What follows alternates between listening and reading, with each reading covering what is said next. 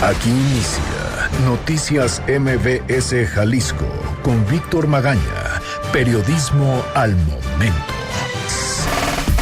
Muy buenos días, mi nombre es Víctor Magaña y le agradezco que nos acompañe en este recorrido informativo. Hoy en la consola de operaciones nos acompaña Jonathan Palacios y en la producción, como siempre, Carla Jiménez.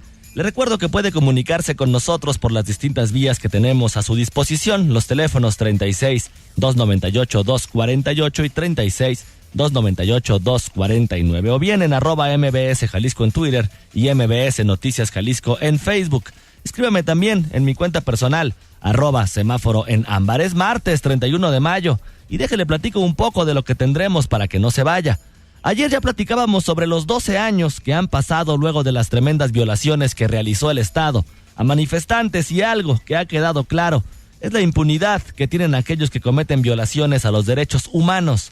Un ejemplo es Filiberto Ortiz, actual jefe de la Policía Investigadora de Guadalajara. Hoy arranca también el nuevo sistema de justicia penal, y aunque el Colegio de Abogados asegura que los policías no están capacitados, ni hay personal, ni nada está listo, para el secretario general de Gobierno, Roberto López Lara, todo está completamente en orden. Ya veremos conforme van avanzando los días finalmente qué tan preparado está el Estado en este nuevo sistema de justicia penal. Referente a esto, por cierto, el Ayuntamiento Tapatío presentó ayer su unidad de criminalística para preservar y mantener las escenas del crimen. En otra información, recuerda que los representantes de la Canaco criticaron el atraso del Sistema Nacional Anticorrupción, pues dicen los diputados de Movimiento Ciudadano que la culpa es del PRI y del Partido Verde. También la revisión a centros de rehabilitación continúa, son ya 54 supervisados, de los cuales 10 han sido amonestados y 5 continúan clausurados. Y en temas de movilidad y medio ambiente, déjele cuento que el Observatorio de Movilidad determinó que es necesario poner una tenencia verde para desincentivar el uso del automóvil y mejorar la calidad del aire en la metrópoli. Por su lado, el gobierno del estado dijo que le agrada la idea, pero que va a revisarla, esto ante el rechazo de su propuesta del nuevo programa de verificación vehicular. Pues de esto y más le vamos a platicar en unos instantes. Reporte especial. Bueno, ayer ya platicábamos sobre el 12 aniversario de lo que sucedió en las manifestaciones del 28 de mayo con los globalifóbicos, que terminó siempre con detenciones violentas. Pues el día de hoy, Raúl Torres nos presenta la segunda entrega de este trabajo especial. Raúl, ¿cómo estás? Buenos días. ¿Qué tal? Buenos días, Víctor. Buenos días al auditorio. Y sí, como decías ayer, hablábamos de cómo hubo represión y a muchas personas que fueron inocentes o juzgadas de manera irregular siguen buscando ser declaradas inocentes. Pero lo ocurrido el 28 de mayo de 2004 en Guadalajara no ha terminado de asimilarse. La falta de una reflexión profunda sobre lo que pasó ese día y el silencio que se guarda en torno a este caso han provocado que prácticamente no existan cambios en la manera en que se procesa este tipo de situaciones en el Estado, consideró el académico del ITESO Jorge Rocha, especialista en temas de política y derechos humanos. Como en tantos otros casos, dice Rocha, los procesos irregulares contra los detenidos, la falta de una investigación seria y la impunidad de la que gozan los responsables de la tortura y las violaciones a derechos humanos han provocado que no tengamos certeza de lo que sucedió ese día y los posteriores. Por lo tanto, permanece la injusticia. Escuchemos. Hay un problema doble de injusticia desde mi punto de vista. Bueno, un problema triple, por decirlo así. El primer asunto es que no se juzgó de manera adecuada a la gente que fue acusada de manera injusta, y bueno, eso se representa una primera injusticia porque, digamos, no se indagó de manera adecuada esto. El segundo punto es que los perpetradores de los actos de violación a derechos humanos también quedaron impunes. O sea, finalmente no hubo ningún policía, ninguna autoridad que esté en la cárcel, y entonces, digamos, se sienta un precedente de impunidad muy grave. Y el tercero, para mí, que digamos no es de corte jurídico, pero sí es de corte político, es que finalmente no hay una responsabilidad política sobre el hecho. Es decir, al final del día no tampoco hay una clara delimitación sobre la responsabilidad política que hubo sobre ese tipo de situaciones. En opinión del académico, lo anterior ha derivado en una grave insensibilidad por parte de toda la clase política, que permite que personajes señalados por violar derechos humanos, como Filiberto Ortiz, hoy jefe de la Policía Investigadora de Guadalajara, o el mismo exfiscal del Estado, Luis Carlos Nájera, accedan a puestos de poder. Escuchemos lo que dice.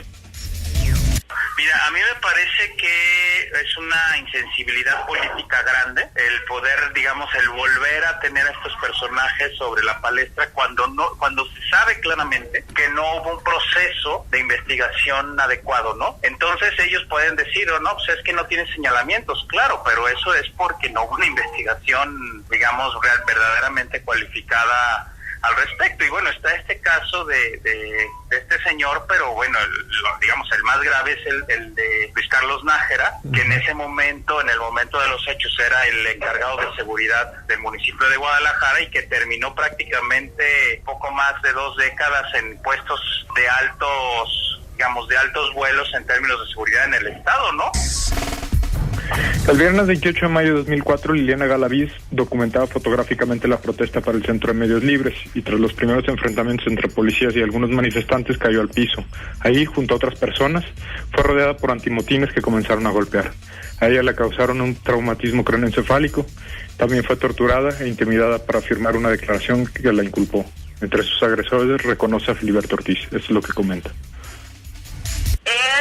Él es del grupo de policías que nos golpearon en la calle. Se hace un círculo de policías alrededor de las personas que estábamos en el suelo y pues todos nos estaban golpeando con sus toletes y uno de ellos es el Pinto. ¿Cómo pueden ser premiadas estas personas a tener cargos de seguridad de toda una población cuando su actuación, su plan político no nada más es torturar, sino también corromperse, porque ambas acciones van hermanadas? Y quienes tuvieron y han tenido que pagar las consecuencias de esta premiación de impunidad, de corrupción y de corrupción ha sido la misma población jalisciense. Liliana también señala al exgobernador Francisco Ramírez Acuña, quien en ese momento se negó a investigar las cosas y después fue secretario de gobierno de Felipe Calderón, al exgobernador Emilio González, que fue en ese momento alcalde de Guadalajara y después gobernador del estado, al exfiscal Luis Carlos Nájera y por supuesto a Filiberto Ortiz. En su opinión, ese 28 de mayo el mensaje era claro: reprimir, detener a los jóvenes, encarcelar a quien pareciera manifestante, provocar el miedo de la gente para que no saliera a protestar, para que no hiciera uso de su derecho. Pero también considera que mientras el país continúen las condiciones de impunidad, corrupción, violencia, falta de servicios básicos y educación, falta de trabajo y salario digno, la población seguirá movilizándose. Y el ejemplo, asegura, es lo que ha sucedido con las distintas protestas por lo ocurrido en Ayotzinapa. Es el reporte, Víctor. Raúl, muchísimas gracias. 12 años ya, como bien lo señalas en tu nota, y pareciera que realmente las personas que se dedicaron a violentar y a torturar a estos manifestantes, pues más allá de castigarlos, los han ido más bien premiando con diferentes cargos. Así es, y falta una investigación seria al respecto. Pues ahí está la información. Raúl Torres, muchísimas gracias. Gracias a ti, Víctor. Vamos a ir a una pausa, pero no se vaya porque regresando vamos a platicar sobre el arranque de los juicios orales. Milenio Jalisco. Piden tenencia verde por contaminación. Lo recaudado sería para infraestructura para transporte sustentable, asegura Observatorio de Movilidad. También solicitan replantear el nuevo esquema de verificación vehicular. Iniciativa integral para mejorar la calidad del aire solo es recaudatoria, dice el PAN. Unión de Talleres Independientes exigen salida de la titular de Semaré. En un momento continuamos en Noticias MBS Jalisco.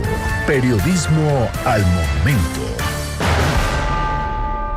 Comunícate con nosotros a los teléfonos 3629-8248 o 3629-8249. Estamos para escucharte. Mural. Siembra dudas, rescate oficial. Prevalecen inconsistencias en caso Pulido. Deja sin responder puntos claves la Procuraduría de Tamaulipas. La ciudad. Bueno, y por fin llegó la fecha para Jalisco y hoy arranca el nuevo sistema de justicia penal aquí en nuestra entidad, aunque para el gobernador o el secretario general de gobierno, mejor dicho, Jalisco ya está preparado. Carla Jiménez, buenos días. Víctor Vittorio, muy buen día para todos. Pues pese a la falta de capacitación que denuncia el Colegio de Abogados en el Estado, la incompleta repreparación de los cuerpos policíacos que reportan los municipios, así como las denuncias por falta de personal y recursos hechas por un consejero de la Judicatura, este martes a primera hora arranca en Jalisco un nuevo sistema de justicia penal acusatorio. El Estado está listo, así lo asegura el secretario general de Gobierno, Roberto López Lara. Escuchemos. Yo creo que el primer minuto del día 31 estará ya en esta implementación. Están dando los últimos toques a las salas. Entra en parte, va a ir gradualmente en la zona metropolitana, de acuerdo a la empresa que lleva el acompañamiento por parte de la Secretaría de Gobernación. Es quien nos está dando los lineamientos, cómo iniciar, de qué forma paulatinamente. También tiene que ir, en este caso, liquidando el sistema anterior.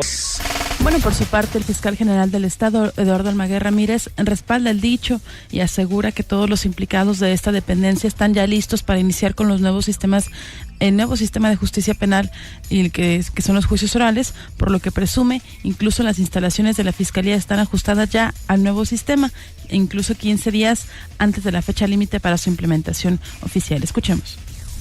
La Fiscalía hizo una labor con el apoyo del gobernador de una reingeniería en materia de recursos humanos, donde hubo una reubicación de cerca de 240 compañeros, particularmente en el área de peritaje, donde, como ustedes saben, en las reformas, al estar en el Instituto de Ciencias Forenses, es con quien trabajábamos. Hoy se hizo una labor muy importante para que fueran certificados estos peritos, que estarán laborando en dos áreas fundamentales: atención temprana y mediación. Hay que recordar, Víctor Auditorio, que la implementación de estos juicios orales pues fue aplazada en diversas ocasiones a petición del gobierno del Estado, debido principalmente al atraso en las construcciones de las nuevas salas. Es la información, Víctor. Carla, muchísimas gracias. Buen día. Las salas orales penales que estarán, por cierto, en el estado de Jalisco son 6. En el distrito 6, más bien en Zapotlán el Grande, serán 2 salas, en Puerto Vallarta también 2, Tepatitlán, Lagos de Moreno, Autlán, Ameca, Tequila, Ocotlán, Chapala, Colotlán y Cihuatlán contarán con 1 respectivamente. Tonalá solamente arrancará con 2 salas, aunque se tienen pensado que sea 16, y es así como arranca ya de manera oficial el nuevo sistema de justicia penal. Lo que sí es una constante entre los policías de la zona metropolitana de Guadalajara y de algunos otros municipios es precisamente la falta de preparación o la falta de capacitación que se ha venido dando, o más bien de la que no se ha venido dando, por lo menos al 100% hasta el día de hoy. Y si bien el gobierno del estado ha hecho capacitaciones para jueces, para magistrados, para policías e incluso para periodistas, la realidad es que arrancamos el día de hoy y no con el 100% de las personas capacitadas. Como ya le decía también hace un bloque, habríamos que ver realmente qué tan preparados están las policías, que son las primeras personas que van a llegar a las escenas del crimen a hacer todo el resguardo como tiene que ser, para que no salgan libres los delincuentes en caso de que haya alguna omisión o alguna irregularidad que por falta de capacitación finalmente no puedan atenderla. Y lo que sí se espera, y esto se lo tengo que comentar de manera muy sincera, es un alto índice de personas liberadas por no saber llevar un buen proceso en este nuevo sistema de justicia penal. Pero bueno, habrá que tener un poco de confianza también en el gobierno del estado y ver si realmente están al 100% listos como ellos dicen. Y luego de que miembros de la Cámara Nacional de Comercio, la Canaco, en Guadalajara, le reprochara a los diputados y senadores de la República el atraso para la aprobación del Sistema Nacional Anticorrupción, los legisladores de Movimiento Ciudadano se lavaron las manos y culparon al PRI y al Partido Verde por los aplazamientos. Durante una rueda de prensa, el coordinador de los Naranjas a nivel federal, Clemente Castañeda, advirtió que la declaración 3 de 3, patrimonial, de intereses y fiscal, es una de las principales iniciativas que los priistas y ecologistas se niegan a aprobar con carácter de obligatorio y público. Hay quienes quieren descafeinar esta iniciativa ciudadana y nosotros lo decimos con todas sus letras. Para nosotros es importante que el 3 de 3 sea obligatorio, que sea completo y que sea público. Es decir, que todos los funcionarios públicos de primer nivel y todos los representantes populares tengan la obligación de presentar estas 3 declaraciones y que además esto se haga público. La transparencia del sistema de adquisiciones, arrendamiento y obras públicas es otro de los temas que, según el emesista, la fracción del PRI y del Verde no quieren que avance. Asimismo, Clemente Castañeda acusó a las otras fracciones parlamentarias de insistir en que la prescripción por falta sea en un periodo de 3 a 7 años y no de 7 a 10, con lo que, según el coordinador, los partidos buscan evitar castigos para los funcionarios que incurran en alguna falta. Lo que es cierto es que aquí en Jalisco no todos los secretarios han anunciado su 3 de 3 o han hecho esta declaración tal y como lo prometió el gobernador Jorge Aristóteles Sandoval. Suspensiones temporales de algunas áreas. Y en la última semana la Secretaría de Salud ha revisado 54 centros de rehabilitación, de los cuales 10 han recibido amonestación, principalmente por temas de higiene. 5 más permanecen clausurados. Esto fue lo que confirmó el titular de la dependencia, Antonio Cruz Esmada. Suspensiones temporales de algunas áreas en cuestión de comedor, pero nosotros tenemos de 5 a 30 días para regresar, y si hacen las modificaciones, bueno, camina. Si no hacen las modificaciones, procederemos a una multa. En el sentido, en los demás sentidos, no hubo características para poder suspender alguno de los centros, y bueno, hasta ahorita vamos con esa revisión, que están dentro de parámetros. Más del 60% de los centros que se revisaron no contienen licencia municipal. El secretario reconoció que no en todos los centros es necesario una licencia municipal, pero aún así habrá revisión en estos lugares en donde hasta ahora, asegura, no se han encontrado irregularidades mayores. Por su parte, el fiscal general Eduardo Almaguer Ramírez informó que en los 5 centros clausurados existe presunción del delito por abandono de personas y una orden de aprehensión. Escuchemos. Tuvimos las órdenes de aprehensión de este que se denomina el padrino mayor de estos primeros albergues. Comentaba yo que estamos ya en colaboración con otros estados de la República. Quienes fueron detenidos logramos que se les vinculara a otros delitos y no alcanzarán la libertad bajo fianza. En este momento están detenidos, están recluidos en el reclusorio preventivo de Guadalajara, de Puente Grande. Almaguer Ramírez adelantó que buscarán promover un servicio médico de primera atención para una revisión inicial de los pacientes que lleguen a estos lugares y así poder atenderlos correctamente, ya que se han reportado 2 muertes por desatención en estos sitios, esto durante la última semana. Y antes de irnos a la pausa, déjele platico sobre la agenda del día de hoy. A las 9 de la mañana habrá una rueda de prensa para presentar los proyectos finalistas del reto Zapopan. Ahí va a estar el Salvador Villaseñor, el director del Fomento al Empleo y Emprendurismo, y Antonio Martín del Campo, jefe de la unidad de Reto Zapopan. A las 8:30 de la mañana, pero en Guadalajara, comenzó la comisión de adquisiciones, y 1 hora más tarde, el Pleno del Observatorio Ciudadano de Movilidad y Transporte del Estado de Jalisco van a entregar a los coordinadores de todas las bancadas y al presidente de la mesa directiva del Congreso del Estado una recomendación precisamente de las observaciones y de todo lo que postraron el día de ayer, que en un momento más también le vamos a platicar. Y también ahí en el Congreso del Estado, en el Salón Legisladores Jaliscienses, pues hay un foro sobre la calidad del aire, donde va a estar Alberto Uribe, presidente municipal de Tlajomulco de Zúñiga. Y por último, la Federación General de Trabajadores del Estado y Municipios va a realizar una rueda de prensa en las instalaciones del Hotel Francés, donde van a presentar la logística de las marchas que van a realizar a efecto de exigir el cambio de la ley del IPEJAL, así como una auditoría a los fideicomisos de Chalacatepec y Santa Cruz de la Soledad de Chapala, Jalisco, particularmente sobre las escrituras de las propiedades incorporadas a los fideicomisos. Van a exigir la salida de Francisco Ayón del Consejo de Administración y que se investigue al director de Asuntos Agrarios del Gobierno del Estado, cómplice, dicen ellos, en el saqueo de las tierras ejidales. Pues ya ve, el tema del IPEJAL sigue dando y parece que va a dar todavía muchísimo de qué hablar. Vamos a una pausa y regresamos. El diario NTR. Está a la vuelta Macrolibramiento. Pendiente solo un juicio de amparo. El Centro Jalisco de la CST asegura que el proyecto arrancará antes de terminar 2016 e incluso en junio estarían abiertos 30 kilómetros. En un momento continuamos en Noticias MBS Jalisco. Periodismo al momento. Escríbenos a nuestras redes, @MBS Jalisco en Twitter o Noticias MBS Jalisco en Facebook y sé parte de la información. El informador. Zapopan intervendrá 10 cruceros peligrosos. Con una inversión de 10 millones de pesos, el ayuntamiento mejorará la infraestructura en estos puntos conflictivos. La ciudad. El Observatorio de Movilidad determinó que es necesaria una tenencia verde para mejorar la calidad del aire en la metrópoli. Fátima Aguilar, buenos días. Buenos días, Víctor. Saludos a ti y al auditorio. Pues sí, recordarás que después de esta iniciativa presentada por el Ejecutivo para mejorar la calidad del aire aquí en la zona metropolitana de Guadalajara, pues ayer el Observatorio Ciudadano de Movilidad y Transporte finalmente se pronunció al respecto y determinó que parte de las soluciones es desincentivar el uso del automóvil a través de una tenencia verde. Esto fue parte de los 4 paquetes de recomendaciones que una vez más entregó este organismo al Ejecutivo, específicamente las Secretarías Estatales de Movilidad y de Medio Ambiente y Desarrollo Territorial. Según su coordinador, pues Alberto Galarza Villaseñor, esto es necesario al ser Guadalajara la ciudad en el país donde más ha crecido su parque vehicular. Actualmente hay más de 2.5 millones de automóviles que generan el 95% de las emisiones contaminantes en la metrópoli, y pues aquí parte de cómo operaría esta tenencia verde.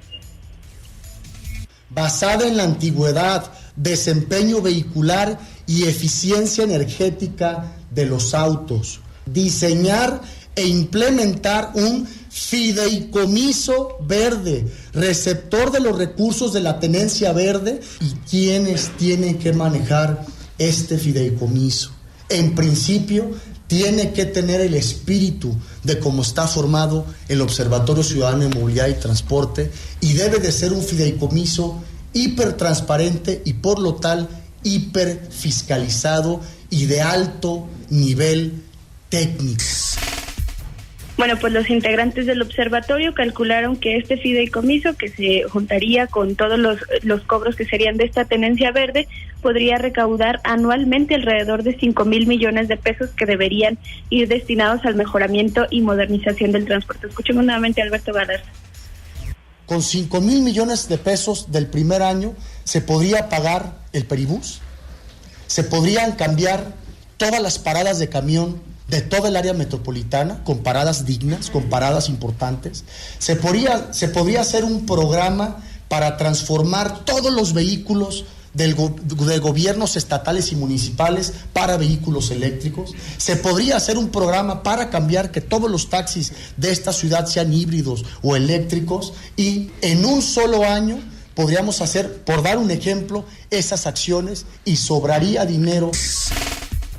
Bueno, sobre esta recomendación, su propio coordinador reconoció que ninguno de los políticos querrá asumir el cobro de nuevos impuestos por el desgaste que esto implica para ellos, pero este organismo está dispuesto a pagar ese costo frente a la ciudadanía. Dentro de las demás recomendaciones del observatorio, Víctor Auditorio, también piden a CEMADET un programa integral de aire limpio, modificar las acciones que no han sido eficaces y fortalecer aquellas que sí, un protocolo también para actuar en caso de una precontingencia ambiental, como sucede en la Ciudad de México, y así como mejorar el sistema de monitoreo de calidad del aire. Respecto a la instalación de verificentros, que son parte de la iniciativa presentada por el Ejecutivo, pues Galarza Villaseñor consideró que no se debe repetir un modelo agotado y sumamente corrupto.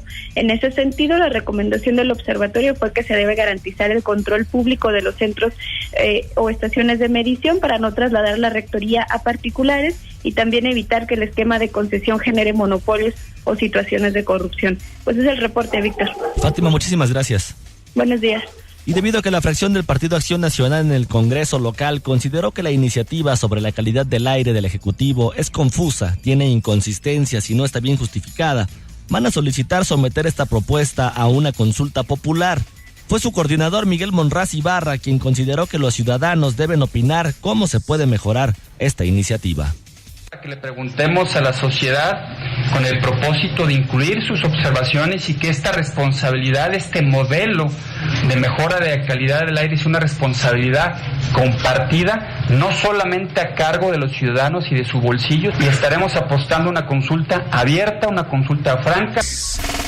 Al analizar la iniciativa del Ejecutivo presentada en días pasados al Congreso, los panistas concluyeron no encontraron una política integral en la misma. Temas como el de las ladrilleras o el transporte escolar están explicados de manera muy general. Ni una sola explicación de por qué no funciona el actual programa de verificación vehicular. Además, se dijeron preocupados por el sistema de verificentros que se incluyen en la propuesta, pues en otros estados se ha demostrado que es obsoleto. En el estado de México, en el Distrito Federal, en Puebla. En cada uno de estos estados el modelo es prácticamente igual al que piensan ellos poner aquí en el estado, donde ha habido total impunidad, donde ha habido total corrupción. Ellos argumentan, entonces, nos preocupa que quieran seguir ellos este modelo que ha fracasado y que no ha mejorado la calidad del aire, como sabemos, en el Estado de México y en el Distrito Federal. En el caso del Fondo Verde reclaman que el Ejecutivo solo aporte 6.5 millones de pesos y lo demás recaiga en los bolsillos de los ciudadanos. Hoy comienzan los foros para que expertos, representantes de talleres, funcionarios estatales y legisladores discutan esta iniciativa, por lo que el PAN espera que estas dudas sean disipadas por el Ejecutivo. Y luego del paquete de recomendaciones que emitió el Observatorio Ciudadano de Movilidad al gobierno del estado, en donde incluyen la creación de una tenencia verde basada en la antigüedad, desempeño vehicular y eficiencia energética de los autos, con lo que buscan una recaudación estimada en 5,000 millones de pesos para invertir en infraestructura y mejoramiento vial, el Ejecutivo dice que va a evaluar la medida. En primera instancia, el gobierno de Jalisco se dice de acuerdo, pero analizará a detalle la posible desaparición del nuevo programa de verificentros que aún no entra en función, pero que ha sido criticado por ser supuestamente con fines recaudatorios y no de mejoramiento para la calidad del aire. Esto fue lo que reconoce el secretario general Roberto López Lara. Tendríamos que valorarlo, qué sería lo mejor para el Estado. Y si el tema de verificentros, en este caso ya una iniciativa presentada con un soporte técnico, que es lo importante, en el Estado de Jalisco, pero más que verificentros es cuidar la calidad del aire. López Lara dijo desconocer el desacuerdo de los diputados que han rechazado la iniciativa al calificarla con ánimos recaudatorios y no de mejoramiento, por lo que se dijo confiado en la aprobación de esta iniciativa. Y en otra información, colectivos están pidiendo reconocimiento a centros culturales independientes. Rosario Álvarez, buenos días. Buenos días, Víctor, un saludo a ti y al auditorio. Pues comentarles que el día de ayer integrantes del movimiento Sí a los Centros Culturales clausuraron simbólicamente el Congreso del Estado ante su inconformidad por haber sido desechada su propuesta de reconocerlos como figura pública. Fue el pasado mes de septiembre cuando el movimiento presentó una propuesta al Congreso del Estado en la cual pedían la modificación de varios artículos de la Ley del Fomento a la Cultura con el fin de que se incorporaran a los centros culturales en el marco normativo. Además, pedían la incorporación de 3 representantes del movimiento en el Consejo Estatal para la Cultura y las Artes. El 16 de mayo, la Comisión de Puntos Constitucionales desechó la propuesta hecha por este movimiento y así lo comenta Gabriela Juárez, integrante de este movimiento Sí a los Centros Culturales. Escuchemos. Los integrantes de la Comisión de Puntos Constitucionales, integrada por los diputados de este Congreso del Estado, denotan principalmente un profundo desconocimiento en materia de derechos humanos, de la condición del artista para legislar conforme a los tratados internacionales que avalan el derecho ciudadano, el derecho de participar en la vida de nuestro entorno para formar parte precisamente del fomento de la educación y de la cultura. Un derecho ciudadano que no podemos renunciar ni en la condición de los artistas, ni en la condición como promotores culturales. Comentarles, Víctor Auditorio, que el día de ayer fue entregado un documento a la Oficialía de Partes del Congreso del Estado en el cual los representantes de este movimiento manifiestan su inconformidad a los diputados por haber rechazado su propuesta. Sí a los centros culturales presentará nuevamente a la iniciativa de reforma en 6 meses como lo permite la ley. Esa es mi información, Víctor. Rosario, muchísimas gracias. Buenos días. Son 9 de la mañana con 35 minutos. Vamos a lo que sigue. Titulares del día en Noticias MBS Jalisco. El periódico El Universal el día de hoy está publicando: difícil ir por peces gordos, dice Andrade. Admite que conseguir pruebas contra altos mandos es complejo. Titular de la Función Pública confía en el sistema anticorrupción. El periódico Excelsior, por su parte, Pulido sometió a secuestrador. Usó el celular de captor para pedir auxilio. Y por último, el periódico Reforma siembra dudas el rescate oficial, esto también referente al tema del jugador Alan Pulido, que también fue secuestrado y luego, bueno, según las versiones oficiales, logró someter a uno de sus secuestradores, quitarle el celular, llamar al 060, poner la ubicación en Google Maps y bueno, inmediatamente después ser localizado. Son 9 de la mañana con 36 minutos. Mi nombre es Víctor Magaña. Como siempre, le agradezco muchísimo habernos acompañado en este recorrido informativo. Le agradezco y le pido por favor que continúe en la frecuencia de Exa FM aquí en el 101.1. Le recuerdo que usted y yo tenemos una cita mañana a las 9 de la mañana en punto con la información más importante y más actualizada de lo que sucede en la zona metropolitana de Guadalajara y en el interior del estado. Por lo pronto, yo le pido que continúe nuevamente aquí en Exa FM y como siempre le deseo que pase usted un muy bonito día. Por hoy, Noticias MBS Jalisco ha concluido su transmisión. Lo esperamos de lunes a viernes por esta estación.